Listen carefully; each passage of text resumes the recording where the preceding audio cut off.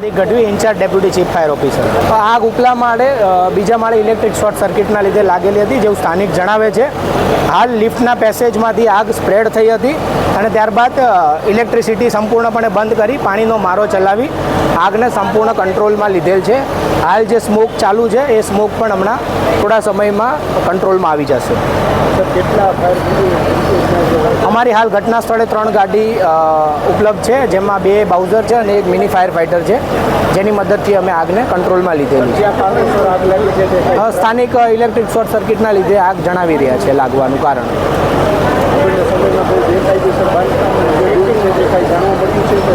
જે હાલ જાણવા મળ્યું નથી, પણ એ આગના અંતે જેનું જાણવાનો પ્રયાસ કરીશું.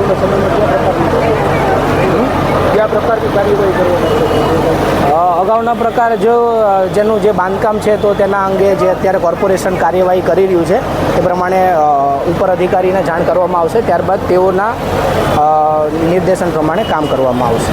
હું સવારના 10 વાગ્યા બાજુ નીકળ્યો ને ત્યારે ઉપર મને ધુવાણાના ગોટા દેખાણા, એટલે મેં એ બાજુ દુકાન બાજુ આવી અને જોયું તો પરિમલ હેન્ડીક્રાફ્ટની દુકાનમાં ઉપર થતું હતું. એટલે મેં પોલીસ સ્ટેશનમાં પહેલાં જાણ કરી, પછી ફાયર બ્રિગેડને કીધું અને જીબીએ કીધું. બધા આપણને સારું એવું ફટાફટ આવી ગયા, ટાઈમે આવી ગયા અને વ્યવસ્થિત રીતના આગ બુઝાવવામાં. ના, નોટિસ કોઈ છે ને આમાં, કંઈ પ્રોબ્લેમ જેવું કંઈ છે ને કે નોટિસ જેવું. હેન્ડીક્રાફ્ટ રો મટીરિયલ, હેન્ડીક્રાફ્ટ તૈયાર માલ નહીં છે દુકાન.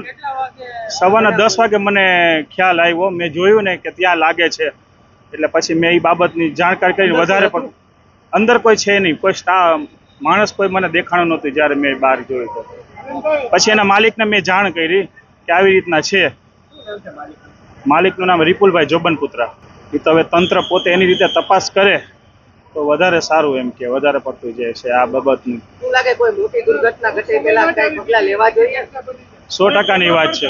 તો આની અંદર તંત્ર તપાસ કરે એની રીતે તો વધારે સારું. મને આઈડિયા નથી, પણ જો ધ્યાન કરે તો ખ્યાલ પડે કે નહીં આવી રીતના છે એમ.